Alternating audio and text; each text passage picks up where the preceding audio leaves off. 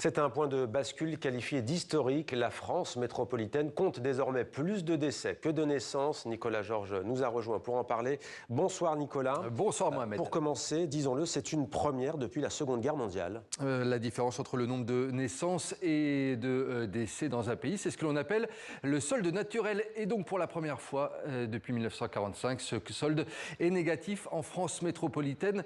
Regardez, 629 000 naissances pour 630 000 décès.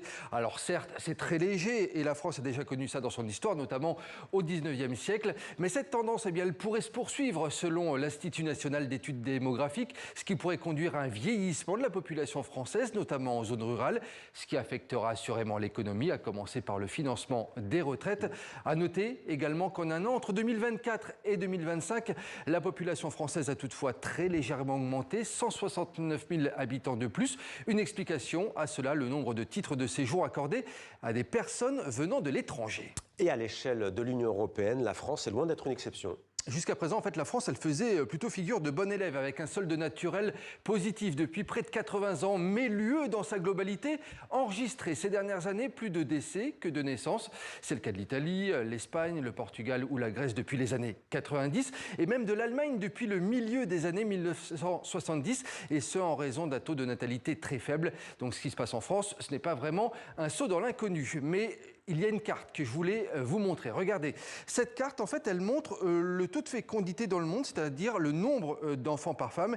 Et tous les pays que vous voyez en rouge ou en orange, eh bien, ils sont en dessous de 2,1 enfants par femme, c'est-à-dire qu'ils ne renouvellent plus leur population. Cela représente plus de la moitié des pays du monde. C'est particulièrement marqué, on le voit en Europe, en Amérique et sur le continent asiatique. Et cette proportion, eh bien, elle devrait atteindre les 3/4 des pays en 2050, selon des experts. Et quelles sont les causes qui expliqueraient la baisse de la natalité dans le monde? Ah oui, pourquoi fait-on moins de bébés, Mohamed? Les causes, elles sont diverses selon l'ONU et diverses organisations mondiales comme l'OCDE. Il y a notamment les contraintes financières, l'argent, bien entendu, la précarité de l'emploi et la peur de l'avenir. Peur de l'avenir, c'est-à-dire les guerres, par exemple, ou le dérèglement climatique. Et puis, il faut l'expliquer également par un meilleur accès aux moyens de contraception pour les femmes. Et puis, bien entendu, il ne faut pas oublier la baisse de la fertilité chez les femmes et chez les hommes.